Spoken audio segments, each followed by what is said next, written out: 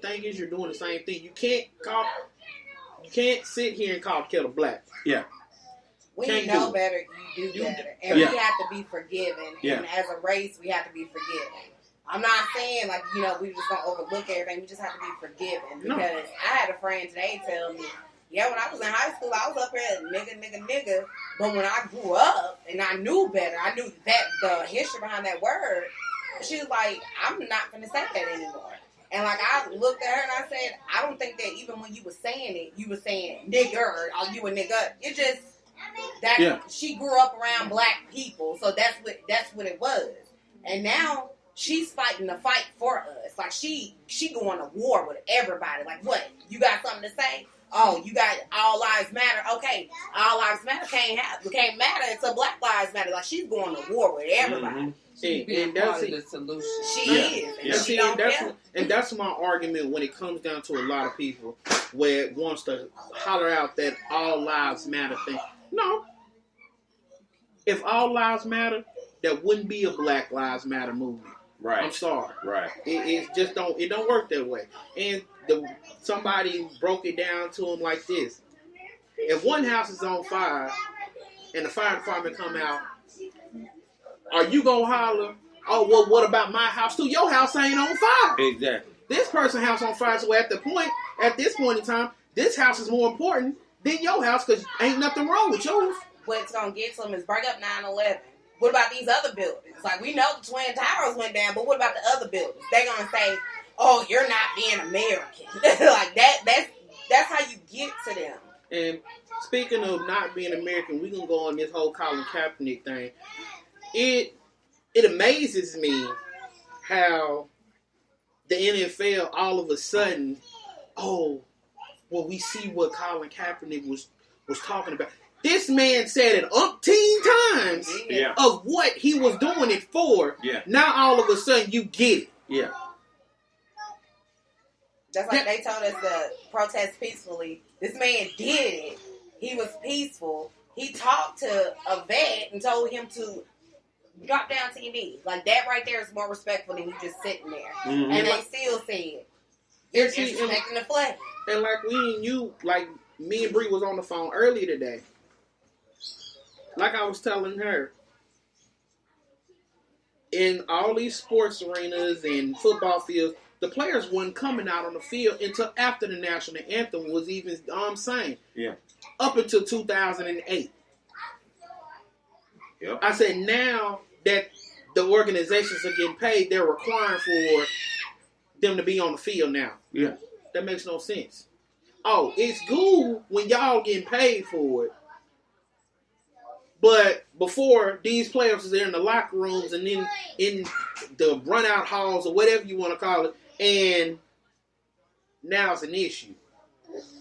Yeah. But see, I don't understand why it's an issue because of the simple fact, okay, that man he was standing up what he believed in. Yeah.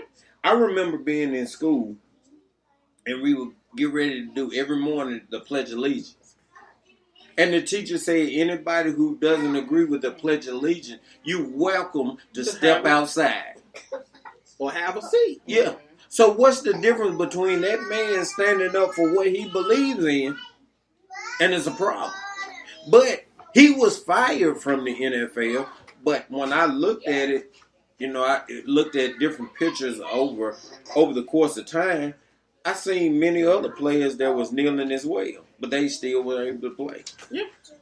I think, a matter of fact, the Dallas Cowboy owner, he kneeled with them. Yep. But what happened? It was nothing said. It's never going to be anything said. And what I feel is they tried to use Colin as an example of what would happen if anybody else tries to defy us. And that's what they did. Because after that, how many players have you really seen kneel? Except for the ones, I'm going to be like honest, except for the ones in the NBA. Because they have an association that actually backs them the way they're supposed to. Right. Right. LeBron James been taking a stand. Oh, yeah. He really has been stepping up. You know, and for a long period of time, and I have to be honest with you, long period of time, I was sitting up here and I was agreeing with Michael Jordan because with the stuff, the way the shoot thing goes with him, and I'm like, I heard him say one time that he didn't make his shoes for black kids, he made it for the suburban kids, but we're the ones who support him. And then also, he takes all the money that he makes for the shoes and he puts it into prisons.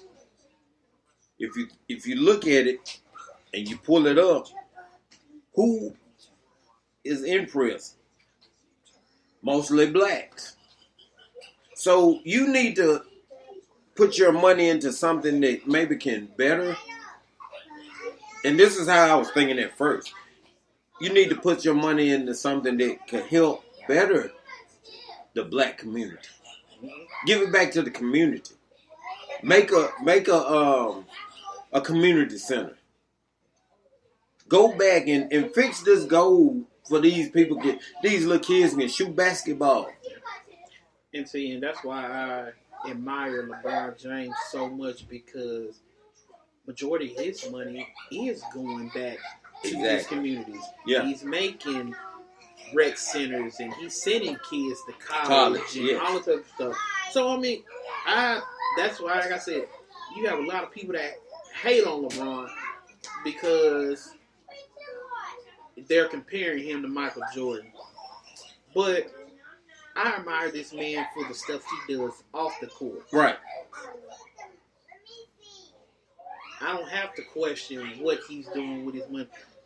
I've never heard LeBron James going out here cheating on his wife, making outside kids. No, he been with the same woman since high school. Yep.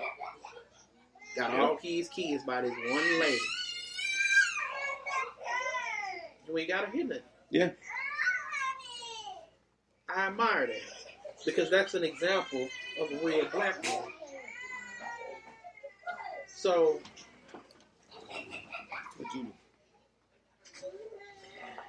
that's crazy. This topic is crazy, but I'm finna swing it into this.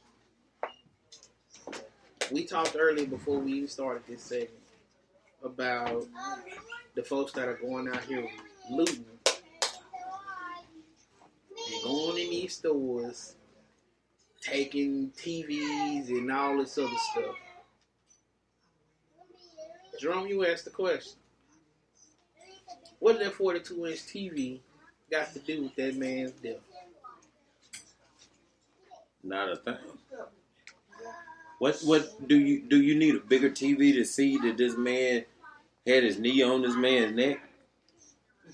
I mean, and it's kind of hard to fight an argument when you're talking to somebody else and they go to talking about that's the first thing they do. When you're sitting up here, you talking to these people and you trying to school them on what was done was wrong.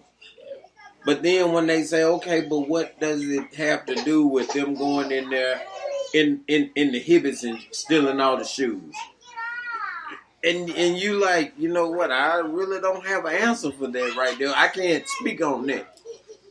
That's why I say we, as people, need to sit up here and we need to rephrase. We need to get better on our protesting and get a better understanding of what we're fighting for. Right. You know, my daughter over here, she wanted to protest. And the first thing I asked her is, do you know why you protest? And she was like, I'm protesting for George Floyd. I said, you need to learn more on your protesting.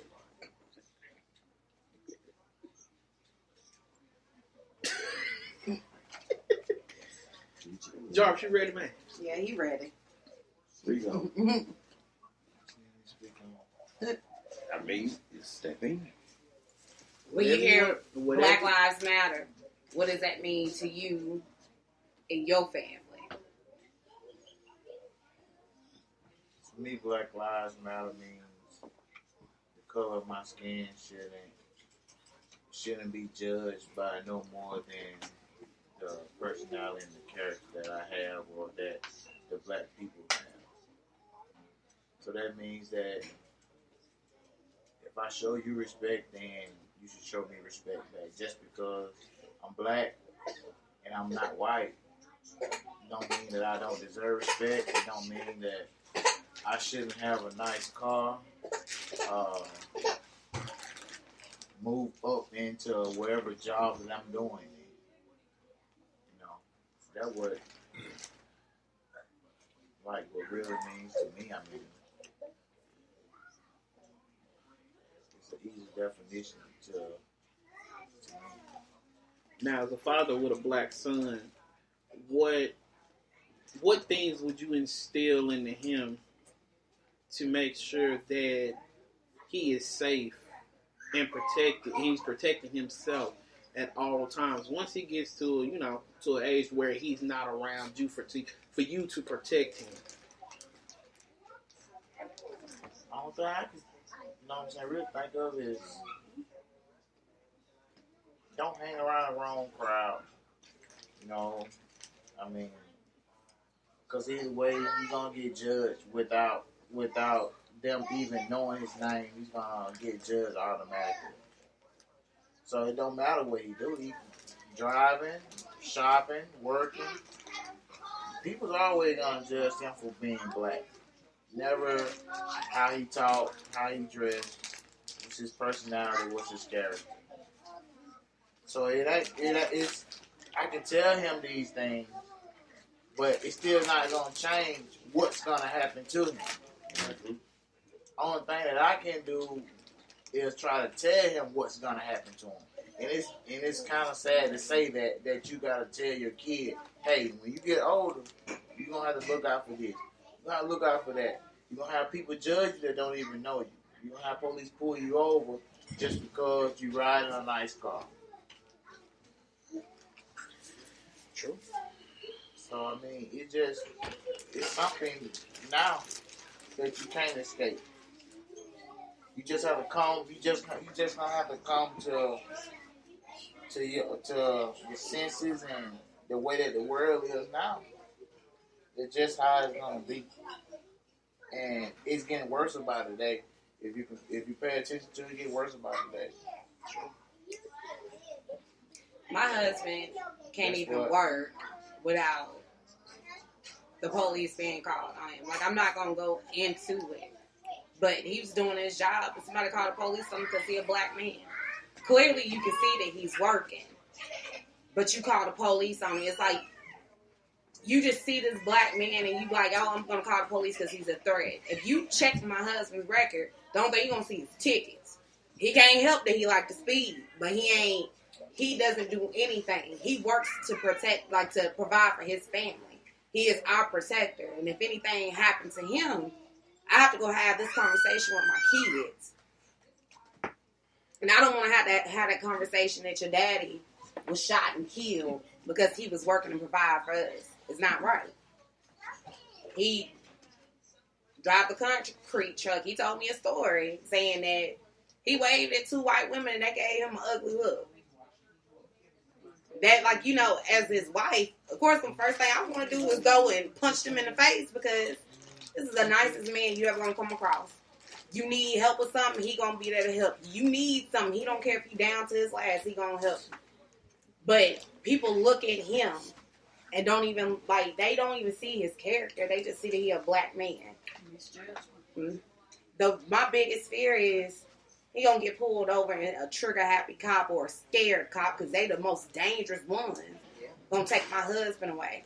And I mean, I cried. Like, I promise you, I had a mental breakdown at work before I walked in because it could have went left to where I'm raising my kids because somebody wanted to take this amazing man from me. I love my husband. Why do you guys think that? I mean, you got people that judge us for that judge our personality, judge our character.